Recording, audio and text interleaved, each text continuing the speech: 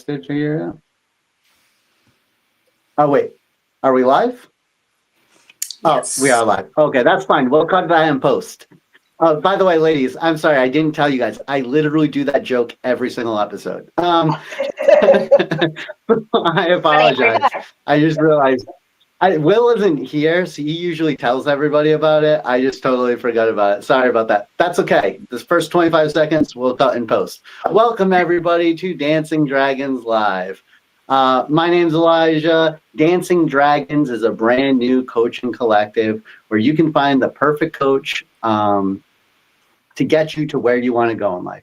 We have coaches of all different kinds of skill sets and disciplines. We have people who do numerology, people who do relationships and dating, people who get you on the right path in your career, or if you've already got that dream job that you got, they'll help you keep it by giving you the leadership skills and keeping you up to date with like all the newest ways of management and everything like that. So go to DancingDragons.CC, DancingDragons.CC. The CC stands for Coaching Collective. So at DancingDragons.CC, we'll have you a coach that'll get you to where you're going in life.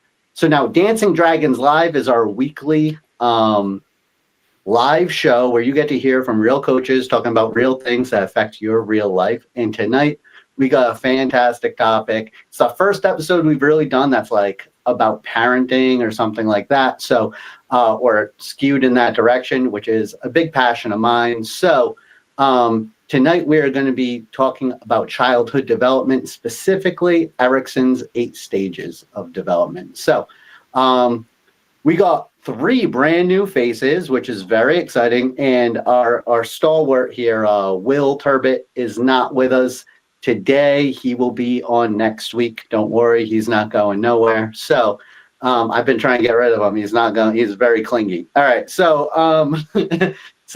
ladies, we got Coach Maza. If you want to introduce yourself. Yeah, sure. Hello, everyone. My name is Maza Saeed, and I have a PhD in developmental and educational psychology. Yeah, that's all. Okay. All right. Cool. Stella, you want to introduce yourself? Hi, my name is Stella, and I am a health coach. I have a certification in functional nutritional health coaching. Get to the root of it all, save you a lot of time, and I'm based out of Long Island. Awesome. Awesome. All right. And Dr. Heather, take it away. Hi, Thanks. I'm Dr. Heather Ruff. I have my doctorate in neuroscience and behavior. So I'm interested in why people do what they do and how we make them stop. Help facilitate healthy behavior. Awesome. Awesome. So, all right, guys. So when it's kind of weird, I feel like parenting's like this weird thing that like, it's one of the only things in life where people tell you don't learn how to do it. You know, like it's like this, like if I was like going to change like the battery on my car, you know, like I know how to, first off, I know how to change the battery on a car. I've done it a bunch of times. Right. But even if I were going to do it again, I would still probably like bring up like a do-it-yourself YouTube video just to like make sure like I didn't mess anything up. You know, like I'll watch like a 3-minute video and it's like it'll be so like, all right, I don't want to mess up my car. Like, let me do this, right? Or if I was going to change a tire, I actually wouldn't look that one up. But you know, you get the idea. It's like all these little things that we do in our life will like check like some sort of reference to make sure that we're doing it right. But I feel like there's like this weird cultural pressure, like what, you don't know how to parent, you're gonna look up stuff about parenting. What an idiot, you know? And I think it's like a weird thing. Does anybody else see that in our or am I just way off base? Well, I think we also err too much in like the self-help, overread, overthink, get too much information. I mean, how many books are there out there about parenting to make you feel inferior about how you actually can naturally do it? So I think people kind of can go to both extremes when ultimately there's probably an optimal bit of both, your natural instincts as well as getting a little bit of information to optimize it. Yeah, you know, I can actually see that. I actually would say the majority of people probably fall in one of the two camps. Like they absolutely don't look up how to be a parent at all and they just totally wing it. And then the other half is like they like if you do like have that propensity to like look stuff up, is like you just totally obsess about it and go way overboard, and you're like, oh no, like he only had 17 minutes of this and he's supposed to have 22 minutes of tummy time, like I think that it's probably the majority of people's on both extremes. Does that make sense, Maza? Yes, and then same thing you said, like there are people who say like 2 + 2 is 4, but if there's 3 + 1 4, they don't agree with that. So either it's their way or there's no way. Mm-hmm.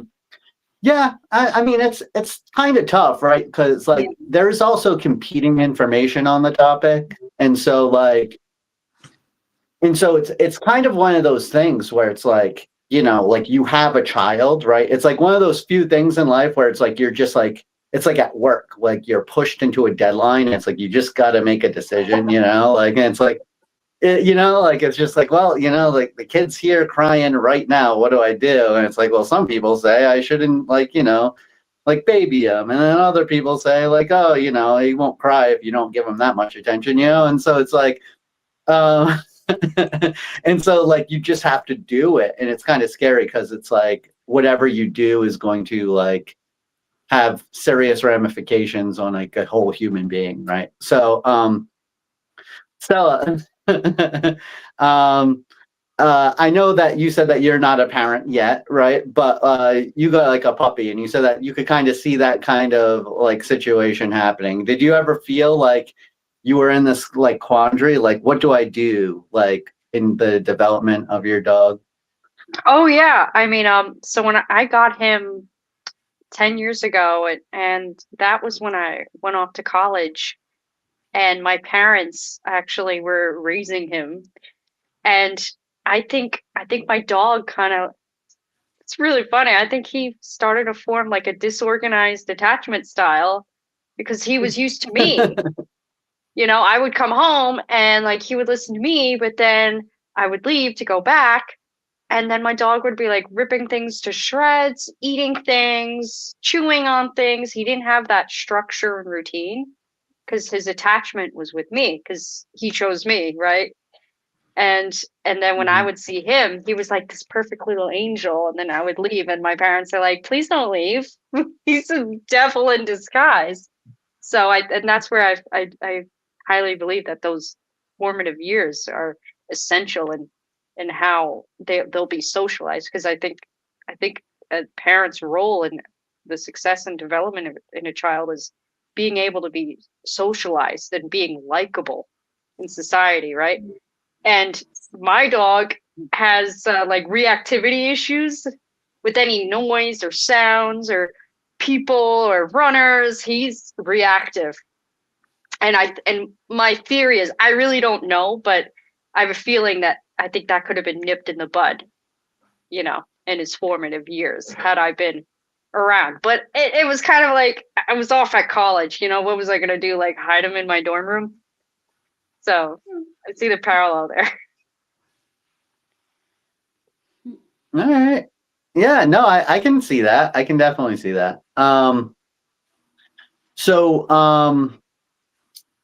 right. So let's throw up Erickson's 8 stages. I really like that you, Coach Stella, that you brought up like the attachment, because we are going to talk about that a little bit later.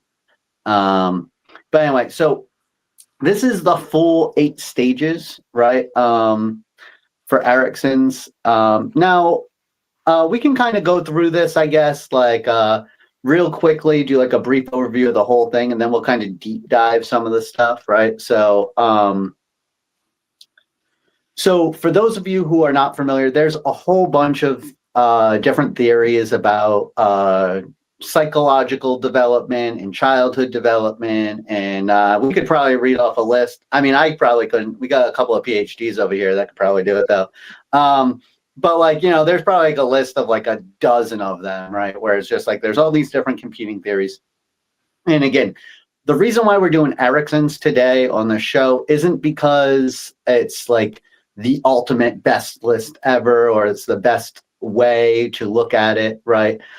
It's just, I think it's like a simple kind of structure where like if you're not used to these kinds of things, it's a good introduction to just kind of get the idea of like stages of development and like how to think about it. I think it's just like a very basic kind of structure. And so that's why I wanted to do Erickson specifically. Right. So so it kind of breaks it down by like the time frame of the baby's life and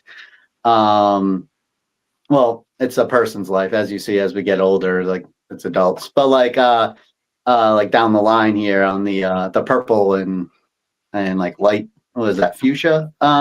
You know, like those are obviously older people, right? But like it's the breakdown of the person's life on the left, like what time frame, and then like what's the primary thing that they're developing during that stage, right? And so for the first year, he got trust versus mistrust, right? And this is where you get kind of that attachment that Coach Stella was talking about, and we'll get into that a little bit later. But this is really important, where it's like, can your baby trust like the world? Like, can they trust that their needs are going to be met, or can they not trust that, right? And that's very formative. And again, it isn't like these things can ever like, it isn't like after the first year that's like in concrete, but it's like the early ones especially are very hard to change in your life. It's very hard to overcome these. And I don't know, let me actually toss that to Maza and Heather here. Would you guys say that that's like a fair assessment? Like, it's not in concrete if like, let's say you're like have more of a mistrust kind of development, but it's just very hard to overcome down the line. How would you characterize that? So Maza, you can go first. Okay.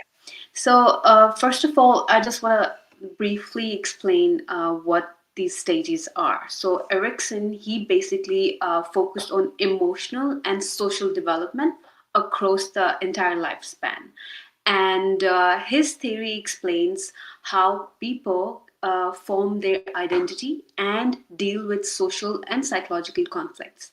So as the first stage is like trust versus mistrust, in that what happens, this is basically babies. They are like tiny detectives, and they try to figure out if the world is safe or if everyone else out there they are scammers. So if in this stage babies they develop the trust, then later on they're able to form their secure relationships. They feel safe in the world. But if this stage is like unsuccessful for them, then there's going to be anxiety, depression, difficulty trusting people, forming relationship. All of these things gonna come there, and all of our life problems, I feel like, are like outcome of that first stage. Whenever we have like mistrust issues in the beginning in life. So you hear that, guys? It's all decided the first year. After that, the cards are dealt. That's it. No, I'm just joking. Obviously, that's no issue.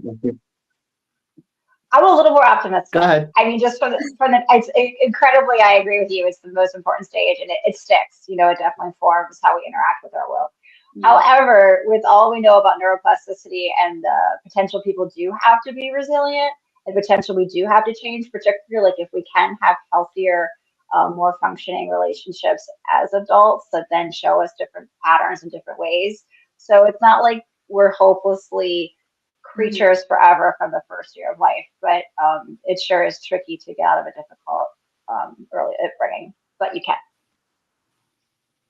Yeah. That's why I would just say though, it's easier to like imagine if you're like in pottery class, right? And it's like you're making like a pot, you know, and you're molding the clay, and then like you put it in the kiln, and it's like, and then it falls and it breaks, you know, like, you know, it's like you got to put it back together. You know, it's already been in the kiln though, right? So it isn't like you can't ever get it back to like the way where it was before, you know, like it isn't like you can't like make it look perfect, but it's just so much more work to do that. And deep inside, there's always going to be this little crack of weakness that's never going to be as strong. You know, it might look fine. It might act perfect for the rest of its existence. There is going to be this little sliver of weakness. Does that analogy hit for you, Coach Stella? Yeah, I could see that as like akin to like a vine growing. It's not straight. It's kind of just has all these like different angles and it just goes everywhere. It's not going to be a straight plant. It's not going to be like a sunflower. It's like, look at me, you know, but a vine is just random and it has all these different angles. But it is going to find the way. It does find the way. All right, all right, all right. So yeah, so it isn't like all hope is lost, right? If you mess up here or there. And again, I think like even in the write up, even in Erickson's write up or people writing afterwards, in this trust to mistrust thing, it's like you only need to be right like 4 out of 5 times. Like you only need real like as long as you're like 80% accurate with like providing for your baby's needs, right? It's like you'll be okay. We can get into that a little bit more later. But right. So we got trust versus mistrust. Then 1 to 3 years, it becomes autonomy versus shame and doubt, right? So it's like how independent the baby is allowed to be, right? Like, you know, you can kind of see like there's you could be more strict with the baby and more like frustrated when you know like this is actually we'll get into this later. I'll move on here, but like so there's that. Then you got 3 to 6 years. And this is initiative versus guilt, right? So, you know, it's like, do they feel confident in actually like taking the initiative or are they going to, you know, like obviously feel guilty about it or whatever. And then 6 to 12 years, we got industry versus inferiority. So industry is like productivity. Like, are they going to feel like they can be like creative and productive? Or do they feel like they're not good enough, right? And then that goes right into obviously puberty, and then through puberty you get identity versus role confusion, which I think that's pretty self-explanatory. And then from 21 to 39 we have intimacy versus isolation, right? And then 40 to 65 we have generativity versus stagnation. And I feel like generativity is like 3 syllables too long, but that's what it is. And then and then 65 years is integrity versus despair. All right. So those are the full 8 stages. Now we are going to try to focus more on like the first 4 stages or so a little bit later on. But does anybody have anything that they want to say about any of these stages, like as far as like, or the whole thing as a whole? Like, is there anything that's like, do you think is like the most important stage? Obviously, we said like the mistrust one was like very, very important. But did anybody have like a favorite stage that they feel like is being overlooked? Go ahead, Basil. I think overall, every stage they have their own importance. We cannot like differentiate between these. Every stage teaches us something different. So yeah, every stage is important, I feel like. Okay. I love the adolescent stage because it's a complete reorganization. So I think, you know, looking at the childhood phases on their own really is appropriate because they're really wiring the brain up in response to the environment in which this baby finds itself, which is why the parenting is so impactful because the baby is just wiring its brain and the child based on what it's, you know, exposed to and the feedback it's getting. And then it gets into teenager years and the brain just completely like reorganizes itself based on peers, based on reward seeking, based on a whole new neurochemical situation. So it's like they're like maniacs, you know, all gas, no brakes. So I think it's really fun because I mean, fun, you know, not as a parent probably. But I think it's really important to emphasize that all of these stages, you know, less so impactfully for the childhood stages because children are children and it's really about surviving and like adapting to a world. But the later and older we get, which is the strength of Erickson's model, as it is a lifespan model, that really becomes socially and culturally dependent. So this model, for me, and what a lot of the models lack from the earlier psychologists, is a sort of Western white male normative family values, right? So this whole model and other models as you get into adulthood is shaped around the milestones of the 1950s. You know, you go to school, you go get a job, you get married, and then you like get old and retire, and you've lived a happy life, which clearly is not the world in which we're living. So I think particularly looking at teenagers, not even just teenagers, these kids are getting iPads, phones, stimulation like crazy. How are the parents managing that? And then the teenagers and their identities, and then adults who are living with their parents until they're like 40. And then old people who are like, oh my gosh, this world is going to be a terrible place and I am leaving it. There's so much going on in our society and culture that makes these lifespan developmental phases, repetitive recycling, a mess in a great way. Life is getting very complicated if you try to predict and model it based on societal structures that will not last over time, as this model does not. Okay. Do you have like an alternative model that you would urge our listeners to go seek out and learn about? Maybe we could do a whole episode I just on like it. the neuro biobehavioral model because then so if you think of like the neuro changes are like the canvas, then whatever social context, cultural context is happening on that context. So it's more dynamic in terms of, yes, say the prefrontal cortex in adolescence is just not there, but the limbic system is hyperreactive. So that is something a model of phase we would know. Adolescence, what cultural context are they finding themselves in? Is it an overstimulated one, like the one they're in now, where they're constantly in social media and digital media, which is then further activating that overly easily stimulated system? That's the culture of today. So yes, I always like the neurobiology, the nature, and then seeing how the nature fits on the nurture. Okay. Yeah, I mean, I think it's and this is a little bit of a tangent, but I think it's one worth going on. I feel like technology's just progressed so rapidly, so fast. And it's like I look at like the way societies progress and develop, right? And like if you like really zoom out into like centuries long view of like humans, even millennia long view, right? It's like what humans are like 200,000 years old, do they say something like that? 200,000, right? And so it's like for like 199.5 or whatever, like life was very, very similar. And now it's like for this like the past 500 years, it's been like changing rapidly and even more rapidly as we go. So like between the 1500s and the early 1900s, life was like a lot closer to the same thing than it was from like the 1990s to 2025.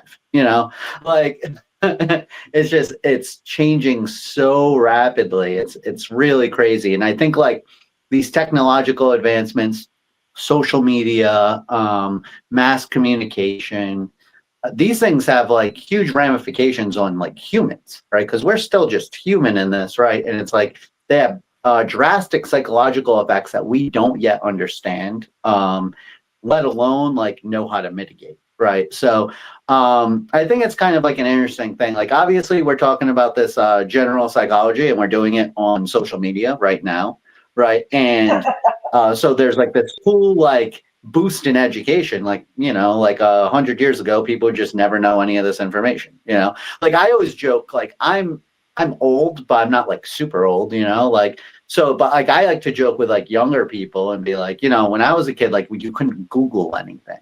Like you would ask your mom, you'd be like, hey mom, like why are some clouds like really white and why are some clouds like dark? And then like your mom would be like, who knows a lot about science? Your Uncle Ted.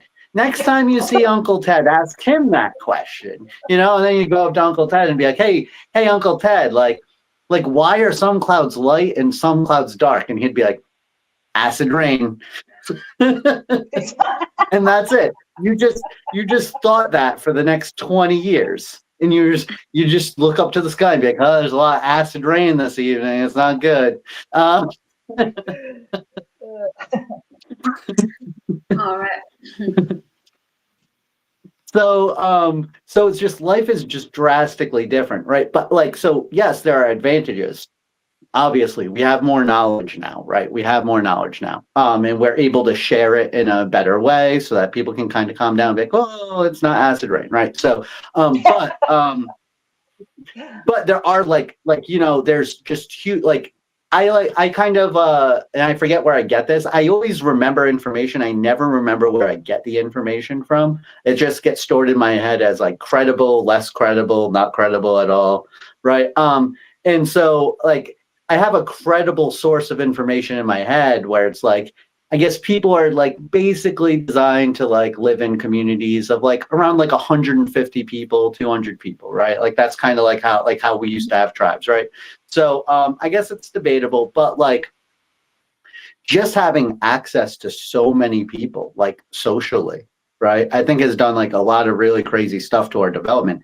And I was in a college class recently with a bunch of kids half my age, and I had said something. I said, well, everybody's posted something on social media that they're not proud of. And then a bunch of the kids in the class were like, no.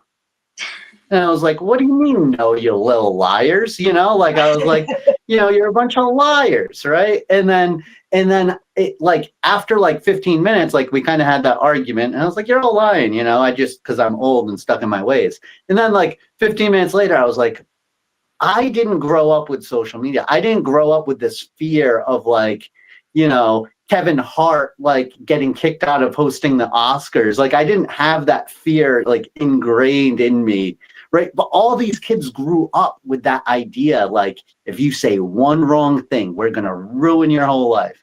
And so it's just like, yeah, it's just totally different kind of mentality. And like having that stress of like, if I step out of line even a little bit, I'm going to be like, made famous and infamous and like destroyed. I think that has huge psychological issues. Does anybody have any comments on anything I just said? Because it was a bit of a tangent. I think that, when we're talking about childhood development and stuff, it's like you can't separate that conversation from it because like they have to deal with that. Does anybody see anything? Let's pull up these steps. Does anybody see where that kind of stuff fits in here? Right. Well, in the wiring of their brain from like 1 to 6 years old, they're supposed to be really practically exploring their world and having real worldly experiences. And if they're just in this digital world, they're not having the same exploration, the same experiences, and they're getting a lot more unfiltered, unverified feedback on themselves in terms of what they're exploring, which is, am I good? Can I do things? I think it's really too much, personally.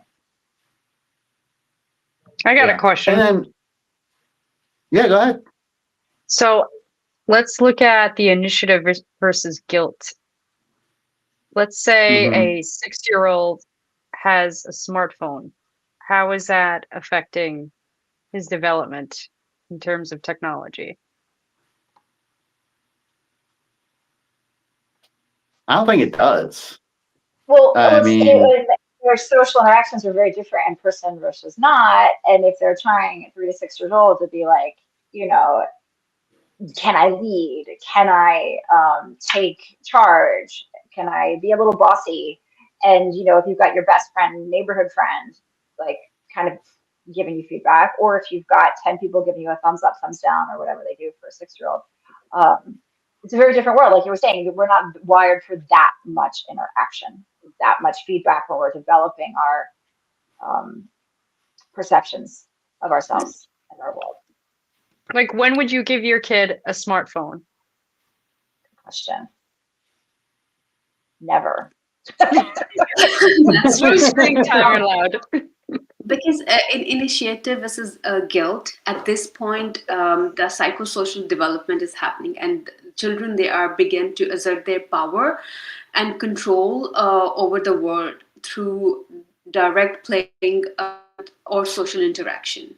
So if they are getting smartphones and everything too early, because this stage is basically preschool age, it comes there.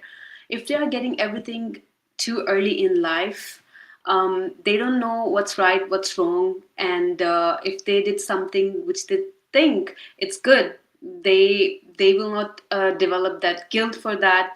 Or if they didn't do something right, or if they did something right, like it's all, it's messed up.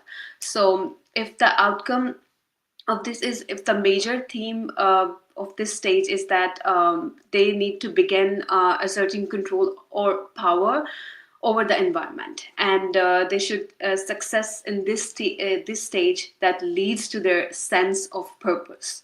Or children who are exert too much in experiences or disapproval from other people, that develops shame or guilt in them later on in life.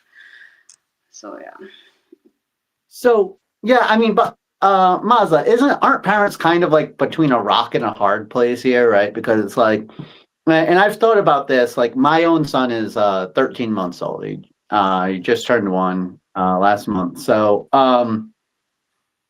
it's like, okay, like when is it appropriate? Because like there's also like, sure, you can kind of control the environment, but like as long as they're having like they're socializing with other kids, and other kids are getting phones and access to phones and stuff, now you get this kind of like inferiority, like where it's like, no, like you don't get to do that. The other kids get to do that, but you don't. So like how would you say like parents can like really like bridge that gap? Obviously, you can try to control the environment and maybe get with like-minded parents that aren't giving their kids a bunch of phones like at like the age of 6, which is kind of crazy to me, right? But like if you're in this situation, like even if it's like a slightly older child, like 7 or 8, and their friends have like their own phone or something, like how do you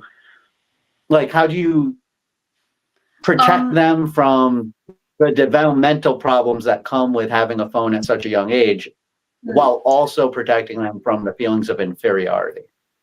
I would say, like in that situation, we have to make them understand like rules of a place. For example, if they are in a classroom and the phones are not allowed there, they're gonna, go with that. So they have to be in the same mindset at home too. Like this is our home, and we have certain rules here. So if we follow those, then we can get rewarded something. So I think in similar way we can make our kids understand about things. Yeah. Yeah, time and place. Okay. Yeah, that's a universal concept. Yeah. Mm-hmm. I mean, on the other hand, for me, I got my first phone. It was like a flip phone when I was, I think, I don't know, 8th grade. And I didn't have the texting feature on it. And then I saw everybody in class was like, see you later, TTYL or whatever. And I just felt like ostracized. I felt like, man, I don't get to text, But then I got a smartphone in 9th grade. And I still didn't get the texting feature, and I had this crazy. I could summon an airstrike with my HTC One, right? But I still didn't get the texting feature, right? And I still felt like I was left out. I had FOMO, like fear of missing out with not being able to text, But that sounds not unique to technology, right? So like whatever generation, every generation's had their thing that their friend had something they didn't have. So I think the bigger argument is instilling in your child, this is our value system, or this is why you don't have it, versus this is something they get that you just don't get. This is why. I mean, I explain to my niece and nephew all the time about the brain development and why all the stuff on their phone is good for them, which they could care less about me telling them. But at least it's not just like, you're not special, you don't get it. Yeah, I mean, I guess you can kind of also like kind of do it like, well, you're special, that's why you don't get it. Right, this is, yeah, you can just be frank and just be like, literally, I'm trying to make sure that you like have a better psychological development than those other kids. Like they're all going to be messed up and you're going to be fine, Like maybe you could probably pull that, And then like then like that, instead of them getting bullied at school, you know, they could be bullying the other kids, you know, they could be like, hey, Right, like, that's what your you mind's gonna want. turn to mush on that thing, you know, like mush mind, you know, I don't know. I'm trying to come up with like some sort of slur to call kids with phones. But you know, Brain rot. yeah. Well, that's like a like that.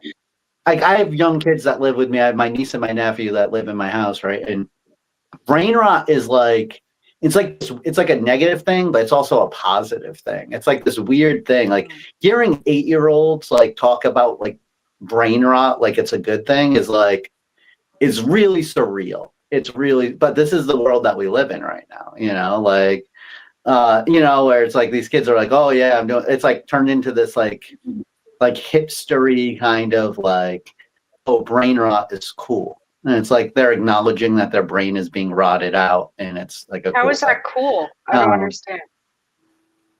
That's how they like look at it. Like they'll be like, oh, like this is like they'll like watch videos and call it brain rot, and like, and that's like a good thing.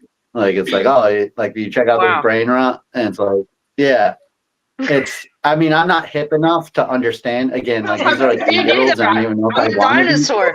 I don't even want to know if I want to be that hip, honestly. But like, that's it is. It's like it's surreal hearing 8-year-olds like actually acknowledge that it's like bad for them, and it's like kind of cool at the same time. But I guess that's kind of the way of the world, you know. Like that's how kids always are. Yeah, like But- sugar rush, like sugar high. I mean, drugs, like anything parents don't want them to do. It's fun for kids to say they're messed up on. It's like a cigarette, you know? It's like, Yeah. oh, it was cool to like, you know, have a cigarette. Yeah, back. I could barely breathe. Yeah, like I mean, Yeah, but Yeah. lung Yeah, like failure, I man. So I have long hair, right? And I don't do drugs. Like I know it's weird, right? Everybody always assumes it, right? But like I don't. I never have really. I mean, I've done them before, but like I never like I've never paid for drugs, you know, like I don't like I'm not somebody who does drugs. I also don't play music, guys. All right. So all your preconceived notions about me are out the window. I'm just a hippie that doesn't do drugs. I also like to shower. So like the but the point is that I have a lot of friends that like to do drugs. And I always feel like I have to clarify that because people might get that. But like I remember like when they start legalizing like cannabis like across like the United States and stuff, like I had friends like be like, you know, it's not even fun to smoke anymore. Like actually say that. Like just be like, it's like why am I even doing this now? It's like it's not edgy, you know. if your doctor's like advising it for pain, like you're like, that's not Yeah, cool that's anymore. lame. Yeah. Yeah. So when it was maybe we got to get back on track a little bit, but maybe Let's talk about stage 4. maybe which is, maybe in order to stigmatize phones in young kids, we need to tell them to get on phones, you know. We got to tell them that, like, you know, all the cool kids are on phones, and then they'll be like, oh wait, my dad's saying that has to be the opposite. Must be true. All right, guys. So let's kind of deep dive this. I really wanted to. We're at about 40 minutes in right now, and you know, I guess that's pretty good. But I really want to get into these stages because I think that like a really important thing, and we've touched upon it a little bit, is attachment and having a secure attachment. I think like every single parent should understand what a secure attachment is. And I feel like, I don't know, I don't want to guess, but I would say it's like less than a third, like would be able to tell you with like pretty good understanding what like secure attachment is, right? And again, I'm not saying they need like a textbook definitions, just like the general concept of it, I don't think is out there very well. And I think that's just crazy to me. Do I have any disagreement on that? Like, do you think I'm underestimating or overestimating the amount of parents that understand secure attachment? I don't know. I mean, I feel like And the older generation, like adults, I feel like are overusing it these days to explain themselves, like over-explain themselves on like dating apps and things. Like I'm an avoidant attachment, you should know. I feel like people over-psychoanalyze themselves, and attachment theory is very popular right now for adults to explain their relationship deficits or needs. So, but in terms of parenting, they may not understand the ramifications of what's happening. Yeah, so that's what I'm saying. Like, I think like when it comes to mental health, again, I'm gonna walk on eggshells here. I got 2 PhDs here in psychology. I got, I'm more along the like, I think like pop psychology. I'll call it pop psychology. Like, I think like psychology is a very important thing. I think that, generally speaking, though, I think that we've kind of got into like there's like a couple of there's 2 offshoots I see. I see like pop psychology, which is like people will take like a tidbit they hear and turn it into like this big cultural phenomenon that's totally misunderstood. And then there's kind of like this thing that you're talking about, Heather, where it's like people like analyze things too much, right? Like I'm of the belief that if you think about your mental health, like the more you think about your mental health, the worse your mental health gets. Like, I think that you should just like focus on living your life. And like, I really believe in like building things with your hands, making actual concrete things that you can say, like, I made this. I think that that's like really good for your mental health.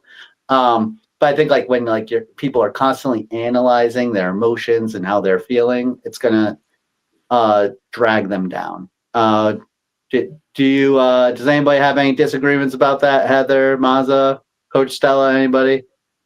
It's like awareness versus obsession. So seeing something clearly as a pattern is helpful. Then getting obsessed on that pattern is destructive. I think that you worded it perfectly. That's exactly what I was trying to get at. Yeah. The more you look for something, the more you're going to find something. Yeah. Yep. Like, I got kind of disturbed because my friend was telling me how, like, in school, every morning her kids had to like check in with their emotional status. I was like, that is a horrifying idea to me. Like, that's just like, no. But like, that's taking life when they're learning how to acknowledge emotions and emotions are developing. It's probably very helpful for them to be able to explore that. You think that's a good thing? I do, because it's, again, go by these stages of development, at that age, they're just learning. Their emotion systems are just coming online, and they're just like learning what they are. What is anger? What is sadness? What is fear? So to name it, I think it's still building a healthy relationship. They're not going to start on it, I don't think. I think they're. How far are they taking it, though? Is it to the extreme? Are they dysfunctional with it? I mean, I don't know how, like, first off, I think checking in with your emotions every day is kind of problematic. Like, I just don't think that that's like good. Like, all right. So for instance, like even like, let's say you're having like a really bad day, right? Like you wake up, your mom's like, I'll just take you like through like a day of my childhood that like wasn't good. And it's not a specific day, right? But like this would like, your mom's yelling about something, like somebody didn't take out the trash or something. It was trash day.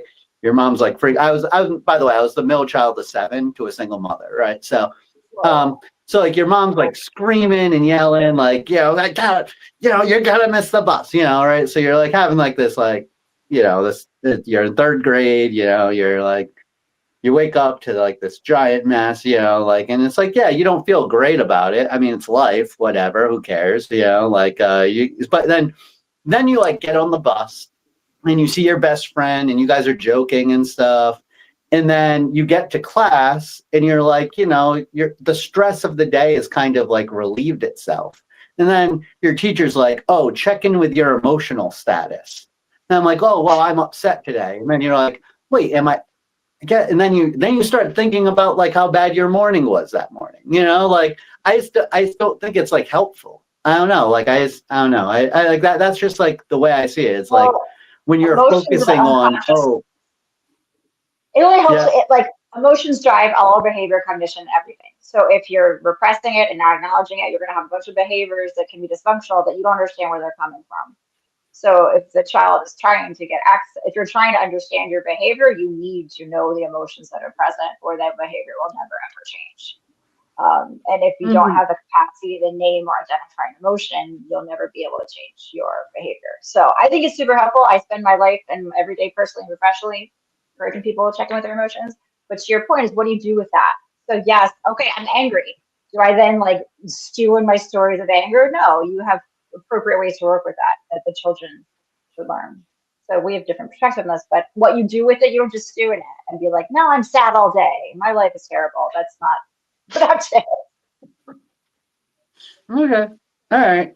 I mean, I guess there are ways that you can go about it that would be like more helpful than it is like but I don't know. I just think I still like the idea. And again, like it also, I think it might come down to a male or female thing, but that's like a totally different episode. But I think like this emotional intelligence stuff, I think emotional intelligence is very important, but I think that the majority of information about emotional intelligence is skewed towards females. And then they like to pretend like males should act like females in order to be emotionally intelligent. And I think that's like a very destructive for young boys. But I digress. That's a totally different conversation. So let's go down to this. So let's talk about some secure attachment stuff. Now, the idea of a secure attachment is that there's three kinds of insecure attachments, right? And then there's secure attachment. So secure attachment is the goal, right? And I don't remember the terms exactly for the insecure attachments. Does anybody have those? Just able to rattle them off? There's three different kinds. I understand that there's one that's like avoidant, there's one that's like clingy, and there's one that's like I think that you mentioned earlier, it's like disorder or disorganized or something like that, right? So those are generally the three. Does anybody have like the actual names of them now? Is it disorganized, secure, avoidant? Oh yeah, anxious. Avoidant, anxious. There's avoidant. Yeah, that's right. Avoidant. What's the clingy anxious. one? It's anxious. That's the anxious one. Yeah. Okay. Yeah. Okay. There we go. Those are the three. Sorry for not having those names. Sorry, insecure attachment. Well, there's anxious, insecure. Yeah. Okay. Yeah. So those are the three names. I guess the specific names of them are not that important, but the idea is that you're either going to have a secure attachment where your child like feels like they can trust that like you're going to be able to meet their general needs, right? Or you're going to get like a insecure attachment, and that can rear its head in like three negative ways. You could have like disorder, as Stella had pointed out earlier, like your dog had like a disordered insecure attachment, right? Because and again, it's for the right reason, because you had like multiple people like coming in and being different kinds of things. So it's like different authoritative figures. Yeah. Yeah. Yes. So that can happen, right? And then you have avoidant, and correct me if I'm wrong, but I'm pretty sure avoidant usually stems from like when your parents are like prone to anger or they get real upset, then like you try to avoid them. Is that correct? The critical. Either Maz or Heather. Yeah, just critical and unloving. So it's not like you're not received positively. Okay. And then the anxious, insecure would come from like what? Like they don't get enough attention? I think more inconsistency in behavior. So you're anxious, neglectful parenting. Okay. All right. So I mostly focus on the secure attachment and like what goes into that, right? So I got like a list of things that go into it, right? So the general concept for me has always been like and again, I got this from Erickson's 8 stages, like trust versus mistrust, where it's like okay, can't like I think like this really gets at of all the stages that like is like summed up in like the 3 words, you know, I think this is probably the best like summation, right? Trust versus mistrust. And like, so for me, it's like a very succinct, very simple thing to think about, where it's like, can my baby trust that I'm going to meet their needs, right? Like that's the way I look at it, right? And so I think when Erickson wrote about it, he said, yeah, you know, it isn't like you have to be perfect. Obviously, you know, you're going to have some sort of shortfallings. You're going to be asleep while the baby's crying, or, you know, something like, or the baby's having discomfort or something like that. Something's going to happen, you know, whatever. You can't, you're not a perfect person. You're not going to be omnipresent and omnipotent, you know. But he said, as long as you get like 80% of the time, 4 out of 5 times, like your baby can trust that you're going to be there, then that will create a secure attachment. Right. So now like, so something this is something that I think that a lot of parents don't kind of get, right? Where it's like, I think a lot of parents wait until their baby cries to do stuff. Like, and I guess I worded it in a way that's like, seems negative. It's totally understandable. Like when you're a parent, like you're just like, it's very tiring. The baby always needs something. You're up all hours of the night. It's like you get dragged through, right? And so like every once in a while, your baby will just be being quiet and it's like calm, and you can finally go like answer some emails or do this or do that. And you're finally just like sitting there. And then it's very tempting to just do that stuff until, you know, until the baby starts crying. And then you're like, oh, okay, the baby must be hungry, right? And I just think it's very important to try to anticipate, like, especially hunger, like when your baby's like hungry, like to get that bottle ready or, you know, get ready to breastfeed or whatever it is that you're doing, like actually like have it set up. So like, you know, like, boom, you know, the baby's probably going to be hungry around here. The baby has a wet diaper, probably going to be around this time, you know, like, and just kind of anticipate it and do it. Because if, you know, like my goal was always to try to get it so that my baby wouldn't cry for things, fuss a little tiny bit, and then boom, right? So that way he interacts with the world. He says like, hey, I need this, and then he gets it, right? And so I always kind of like looked at that. Does anybody have anything to say about that kind of approach? That's exactly, I would like to add in here that that's how secure attachment develops trust in children. For example, there should be consistent caregiving.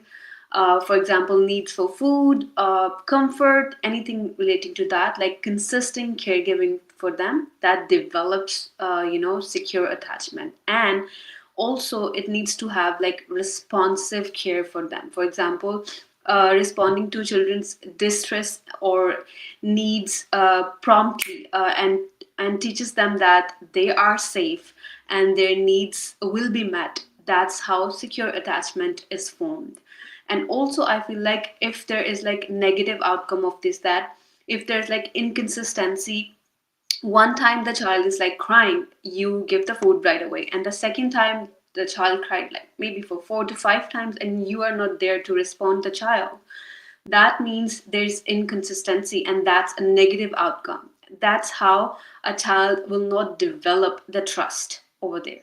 So in order to have like secure attachment and trust, parents, they need to follow different or they need to, you know, have all these steps. They have to follow this to get the trust of the child. Mm-hmm. Yeah. So I think like there's another aspect to this too, where it's like if you always wait for your baby to cry, or even it doesn't even have to be your baby. If you always wait to like give your baby like food when they cry, you're basically teaching them that they have to cry to get food. Right. You know, and it's like this weird thing that people just literally really don't think about. Like I've said this to so many people, and then they'll be like, you know what? That's right. Like, and immediately that makes sense to them. But like before I said it, they had never even thought about it. And I think it's just like a very simple thing. Like once you hear it one time, it's like you're like, oh yeah, that makes a lot of sense. And it kind of orients you Sorry, I was in the Army and they actually write down the word orientate, but that's not a word. It orients you in the right direction. And so it gets you like, gets your mind kind of focused on like where it should be, right? But so there's some other stuff. Emotional availability. This is like having like a soothing voice, having like a warm tone, making eye contact, smiling, this kind of stuff. Very important. This kind of is important to talk about where it's like if you have like problems with your spouse or you guys are like in an argument, like it's very important not to do that around especially a young baby. It's like, you know, like having that kind of injection of stress is something that your baby does not need, right? So like even when like me and my wife would like argue about like I don't know, like what kind of socks the baby was going to wear that day or something, you know, like if anybody was talking like with like too strong of a tone, I'd be like, hey, calm the voice, like it's okay, you know. Yeah, like, you know, soothing voice, you know. So I was always there to be like, hey, we gotta have a soothing tone around the baby, make sure he knows he's in a stable environment. But does anybody else have anything to add on that kind of stuff, like any kind of examples of I think that's really appropriate. Go ahead, Mother. Okay, I think that's how some kids they learn. Like if they are outside with other people, and if they cry, their parents gonna give them stuff which they are not allowed to have, maybe like chocolates or candies or something, so that they learn this trick too. You know, kids with this okay. behavior. I was gonna say the same I thing. can see that. Like age appropriate for a baby. You want to like you're not like buck up, baby. Like get your own food, right? But that's like an older child. Like they fall and scrape their knee, and you're like get back up, you know. And that's like a more appropriate for the baby though. You're not trying to build resilience and like competency. You're just trying to know that it can survive. So it's a lesson for later. Like to like cry and not get what you want maybe is a lesson for later. At what age do we start self-soothing? Great question. That's like I don't maybe I think that's like that's like 6 to 8 months, I think, right? I think like 6 to 8 months, like certain like I think it's like certain babies, I don't know, it's like a developmental thing. It's like when they start to like suck their own thumbs and stuff like that. I like read something like that's like a sign that your baby's already teaching itself how to self-soothe. And that was a sign of secure attachment. But I don't know. I've read a lot of stuff about parenting in the last year, so it's all like bobbling around in my head. And again, very important to know, I was always interested in this for like the last, like, I don't know, 15 years or so. I've been very interested in parenting. So I always thought that this was like a very weird thing in our society, that like there's almost like this pressure to like not like if you like looked up how to be a parent, like you were somehow a bad parent. I've always kind of like seen that. But I don't know, maybe that's just me. So then consistency, having the same caregivers, we kind of touched upon that earlier. That's very important, right? Now here's a question again. And I'll direct this one at Dr. Heather. Do you think like, so it's like the same caregivers, right? So in my situation, right? I'm kind of, I say kind of because I do a whole bunch of other stuff, but I'm kind of like a stay-at-home dad and my wife works, right? But like, so my baby is attached to me primarily. Like I'm like the primary parent. I'm the primary caregiver, right? And so it's like this weird situation where it's like, you know, I want, like it makes me happy to see like my child be happy with my wife, you know, and like them like have like, you know, moments together, you know, and like you know, her like soothe him and stuff. But typically speaking, like if I'm around, he wants me. Like I'm basically the mama in the situation, right? So and so it's like when I look at this kind of stuff, and usually I just read about it or whatever, right? But it's like, so like trying to focus on getting like a secure attachment, right? It's like there's a part of me that wants to be like, no, like go be with your mom, right? Or go be with grandma or something like that. Sometimes the relatives get very upset, like if the baby starts crying for me and I take the baby. And it's like, yeah, well, you can go shove it, you know? It's like, this is my baby. He's not your toy. Like I'm not running a science experiment here of like how much stress my baby can take right now, right? Like, but like with his mother, it's like a little bit different, right? So is there like, do you think that there's like a risk of like me, like, handing the baby off to his objections to his mom, right? Like, do you think that that's a risk, or do you think that's stable enough where it's like two people? Like my wife, by the way, isn't like an absentee parent. Like she's with him all the time. But, like, I don't think I just wanted to point that out. Like, I can't speak from too much expertise on the baby development. That's not my expertise. But I will say, like, fostering the relationship and the attachment between your wife and the baby seems very important to foster and work on. Like, I get it. Like, if the baby's upset with like Uncle Jim or something, like, who really cares if their relationship is blossoming? But I think for the baby to learn that your wife or the other caregiver is also secure would probably be something to work on to a degree of comfortable. But I'll punt to Maza because I know more about this. Again, I don't want my baby to have like the puppy syndrome that Stella was talking about, right? Like I don't want him to be like disordered, right? So like a girlfriend you bring in a week and then like you break up. Like this is like the mother, like she's a consistent figure. Yeah. And I'm asking this for like the benefit of the audience. That's kind of how I feel, But like Maza, like do you have any expertise you want to bestow upon us? I would like to say that if there is a little bit of daily routine, like some reading time, some snack time together or something, I don't think so your baby gonna develop any kind of syndrome or something. Because if there's something, consistent every day, waking up the time, she's looking at the mom or something. So then the baby knew that that person's not gonna go away somewhere. It's gonna come back or it's gonna stay here. So I think that's consistent. Okay. All right. So we have just crossed the hour mark. So let's try to wrap this up a little bit. I knew this is where we were going to have to stop. I guess I've been doing these long enough where I could just tell where we've reached the content maximum. A couple of like shout outs here. I just want to say skin to skin contact is super important. This is something like I always took off my shirt like while holding the baby, and my wife's family is from like Haiti, right? So like my wife's from Haiti, my wife's family's from Haiti, right? And so like they were always confused. Like they'd be like, oh, like I'd go to like pick up the baby, I'd like rip off my shirt, and they'd be like, what are you doing?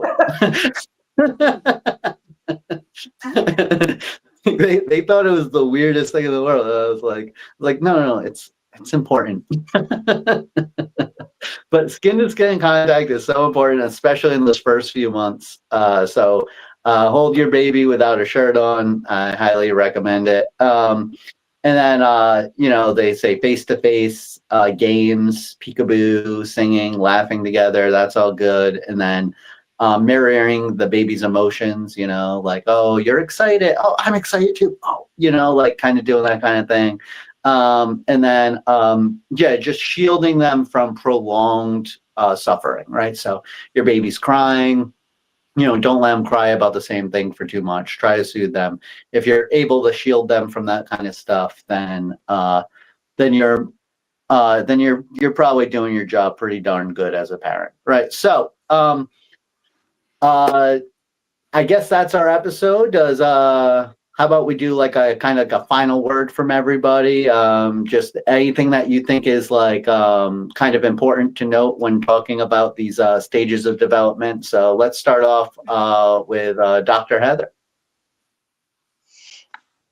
Oh gosh, important to note. I would just say, I think I've been hammering it in, but nature versus nurture. Understand the world in which your baby was meant to develop in and the world that it is meeting, and try to find a middle ground. And I would like to say that see that babies or children, they are active, not passive. So they're always learning and always getting something from the world. If they're getting something good, they are later on that's gonna affect them in that same manner, whatever they're gonna learn. Trust, mistrust, anything like that. So I was going to Okay. say that so with Erickson's different stages of life, I do believe that each stage is significant and it's holistic, and one stage adds on to the next. But I think the first stage is vital, but I also think it's like getting onto the board, right? But the last stage, I also think that's also vital, because that's getting off of the board, literally and figuratively, because, that's your end of life, So I think that if your first stage isn't, your formative years aren't set up, then your end stage, I'm sure like along the way, remember the vine principle, like you'll find your way, but I think the first stage and then the last stage, I have no idea. I don't have a PhD in this. It's just, just my thoughts on it. But right, but I'm thinking like the last stage can be influenced by what your formative years are. So Yeah, I mean, I think that's definitely a good way to look at it. I mean, what was it? Like when I was in sales, we had steps to the conversation, right? And then people would always say, like, well, what's the most important step? And the answer is the step you're on. I always love that. That's the the step that you're on. So, like, what's the most important stage in your child's development? The stage they're in right now. That's the most important stage. And so thank you, I think that's a great note to end on. Thank you, everybody. Thank all of the new faces that came on, all three of you. It was very nice getting to talk to you guys and getting to know you guys a little bit more. And as always, remember to be excellent to each other, everybody. Oh, yeah, and before you go, though, go to DancingDragons.CC, get yourself a fantastic coach that'll get you to where you're going in life, all right? So remember to be excellent to each other, everybody.